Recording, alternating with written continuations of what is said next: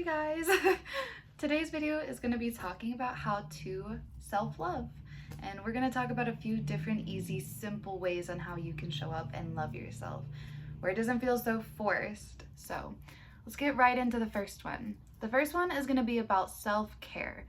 This category more falls into like your skincare, showering, brushing your teeth, brushing and doing your hairstyle every day. This one seems like such an easy thing that we think about when we wake up. Like, we're like, yeah, like take care of ourselves. We already know this. But it's how you do it and how much time you're putting into it. I'm not saying take hours and hours of time, to just get ready for the day, but it's all about intention for how you do your self-care for when you decide to show up for yourself. Because for me, I struggled a lot with acne.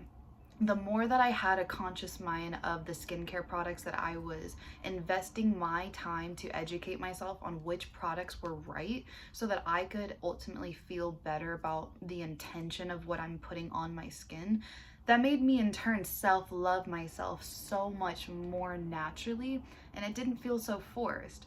I was solving, a concern of mine, which was very heavy cystic acne. Granted, I still have, a few breakouts, and so, a lot of it is scarring, but it used to go much further and much rooted below where it really hurt, made me feel a lot of self-hatred towards myself. And, acne is one of those things where it's not always in your control, and you want to feel and have that conscious mind of, what can I do to learn more about this so I can show up for myself and, love myself a little bit more, because I deserve that. So showering is also another great one. Don't just get into the shower and just do, the simplest body wash. No, like put some time and effort and some actual love and care into your body. This is your body. It sounds so simple, but we're gonna start simple. You wanna make sure that you are investing and putting time into your body, because you deserve to feel that love towards your body, your mind, your spirit. You deserve that. So don't just do a 5-minute simple shower routine and just get it over and done with because you got off work, you're tired, or because you just don't care. Do care for the love that you decide to give. It takes some time to get some really inexpensive, cheaper products that have good quality still, that you can, lather yourself with body wash, exfoliate, do an everything shower. Especially girls, don't forget to do what you want to do with your everything shower. For me, I love shaving my whole body. I love to be hairless. I really do. I just love feeling smooth and soft. And I can tell you, when I don't shave on the days that like I knew would have made me feel better, I subconsciously already don't feel more of that love towards myself. And that's just because personal preference. I love to be smooth. I love to feel soft and smooth and lotioned and all of that. Speaking of, once you're done with the shower, it's all about how you treat yourself after the shower, because after the shower is also, you are going to put more, again, self-care and self-love into your daily routine. So lotioning, body oils. I don't really like the powders on my skin. I don't like how it feels, but some girls really like that. And I encourage that, because you deserve to feel pampered and beautiful and prioritized as if your body is it's a vessel. It really, really is. So simple. Self-care. Invest a lot of your time into finding products that actually make you feel and smell amazing, because products, yes, we have to spend our hard-earned money on them, but at the same time, you are worth the investment. You are worth it. So start with self-care.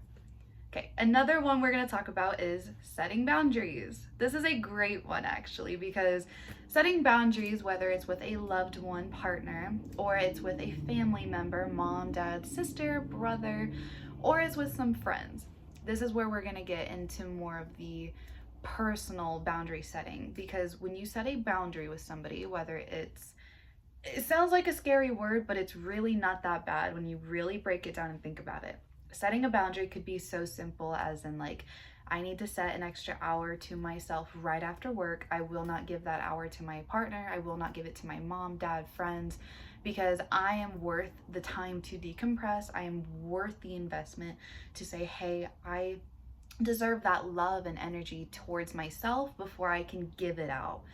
So I think when we forget about taking care of ourselves and loving ourselves, we always think about other people first sometimes because, not being selfish, we want to make sure they feel taken care of. But what about you? You also need to feel taken care of. So setting some very easy, simple boundaries like reserving that time for yourself after work, or reserving more of that time in the morning by not going on your phone the first thing you wake up and texting your friend's partner, giving yourself even just 20 minutes in the morning to be like, yeah, I need actually some me time to wake up and brush my teeth, or, drink some coffee, or I need to just literally walk outside and go get a nice daily walk in before I can really take on other people's challenges for today, because I need to start with my own. So setting boundaries is such another good way to self-love yourself. I know for me, I set boundaries by prioritizing working out right after work. This helps me with my depression major, because I notice on the days that I don't work out either directly after work or at least within that hour frame right after work, I get so depressed because I can feel that I'm not taking care of my stresses before I took on other people's. And you really gotta just focus on, what can I do? It's not selfish, by the way. What can I do to prioritize my health, my well-being before I take on my mom's or my partner, my boyfriend, girlfriend, whatever it is? Because again, self-loving is showing up for yourself and building that relationship and connection for yourself to say, I am worth it. I am important. I am, a person who also has needs, and it is not selfish of me. Okay, so another great way, moving on from that one, another great way to self-love yourself is all about how you talk to yourself. Miss Ma'am, Miss Girl, if you are showing up for yourself and talking to yourself in such a negative way, you're gonna feel negative. Come on. It might seem like common sense, but I can give you guys a few examples on where this might come. Okay, you put on your jeans this morning and you gained a little bit of weight and they don't fit right. And okay, we're growing, we're maturing, that is okay. Like, why do you feel the need to just beat yourself up straight off the bat this morning, all because your jeans that used to fit you seem just a little bit more snug? Or the shirt, or whatever shirt it is that you were wearing, or like a jacket, maybe it's not sitting as like the way that it used to. Girl, that like we're supposed to evolve with our bodies as we get older, right? Like our skin, our bodies are not made to be perfect. You are not made to be perfect. So quit thinking that you are meant to be perfect. Because girl, especially with comparison that we see online, you are going to absolutely compare yourself to a beautiful woman or a beautiful man, for crying out loud. You could be like, I'm so jealous of his eyelashes, because there's some guys out there, straight guys, that have beautiful long eyelashes. And girl, if you have stubby lashes, that's okay. That's okay, because you are still a genetic pool lottery in your own ways. Just because you don't have the lashes doesn't mean that you don't have the body, or you don't have girl junk in the trunk, or whatever it is that you want, or clear beautiful skin. Like, we all have genetic lottery somewhere that somebody else is gonna want, but you have to want what you have already and not compare yourself to what other girls have. Or boys, you can't compare yourself, because you are in yourself a genetic lottery. You really have to talk to yourself and treat yourself like so. There's so many things that I really struggled with wanting to change about myself. Like my teeth, they're not very white. They got some yellow tint to them. Does that make me ugly? Absolutely not. My bottom teeth are so crooked, but sometimes you can't tell if I don't open my mouth when I talk so much. It is still one of my insecurities, but that doesn't mean that like I need to ruin my morning and my day just because my teeth are crooked. That's not an easy quick fix. If you cannot simply quickly fix something, why? Don't point it out about yourself. Don't do that to yourself and ruin your day and ruin your mood. Don't do that. Just don't do it. It's not worth it. You being in a bad mood for an hour because you can't change your teeth or skin or your cellulite, your stretch marks, the scars from acne, like anything you can't change immediately, literally shove it in the back of your mind and let it roll right out. Right out. Stutter. Okay. Let it roll right out, because guess what? We are meant to not have perfect bodies. So it's all about how you talk to yourself. Honestly, compliment what you know you love about yourself. For me, I love my eyes. I think I have gorgeous, beautiful eyes, and that's not being selfish. It's being confident and aware that I am a beautiful girl, and you are all beautiful women out there too. You just need to treat yourself like so. Talk to yourself kindly. Yes, is there one or two things I would love to change about myself? Yes, I would.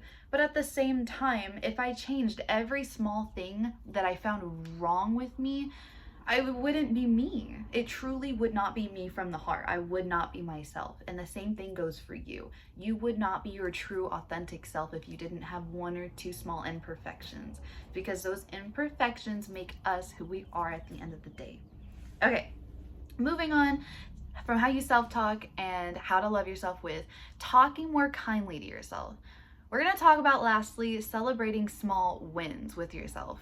Okay, so this one, we are always trying to overachieve our progress and what we set as a standard. So for example, I used to weigh 200 pounds. That was my heaviest.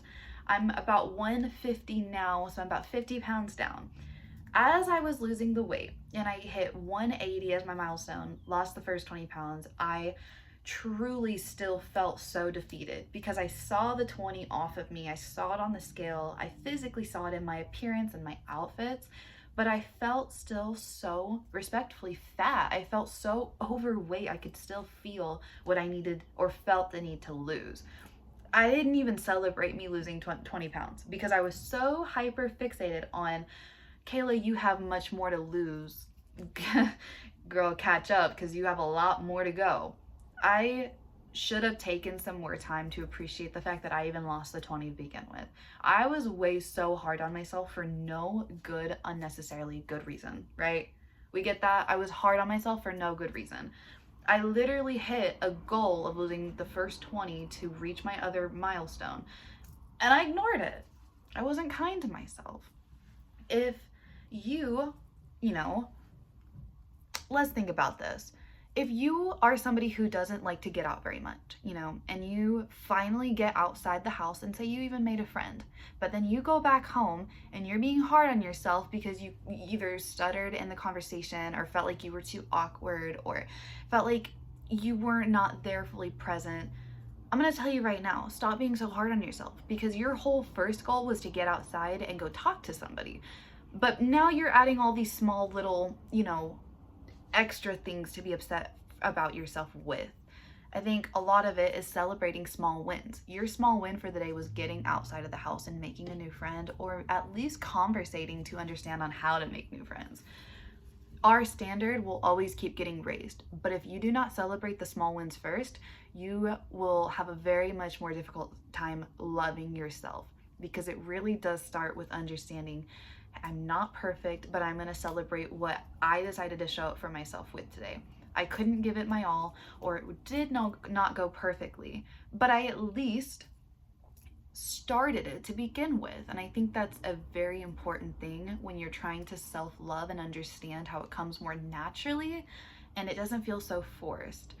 Because I'm going to tell you, it is going to feel forced if you're constantly raising your standard of what you feel like you need to be doing. When it comes to, like, you already met your goal, you already met it, and you keep raising your standard and you didn't even celebrate, at least just starting it. Because I think that in itself is such a big part, to just let yourself know, hey, I showed up for myself. I built that, I did it, and I'm proud. It kind of ties in, celebrating small wins and how you talk to yourself really tie in together, but it really starts with how you talk to yourself. Then we can start celebrating the small wins. Because you can't start celebrating small wins until you learn how to talk kinder to yourself. So those are just a few ways on how to love yourself a little bit more. I struggled with this for so many years, and I think a lot of the times I felt like I wasn't living in the moment because of it. And there's a lot of things that I honestly do regret from my past. But just because I regret them doesn't mean I never learned from it, and it did not benefit me today and where I am now. So, self-loving is going to be self-care, setting boundaries, dedicating some time to celebrate the small wins and how you talk to yourself. So, all right, if you enjoyed this video, subscribe.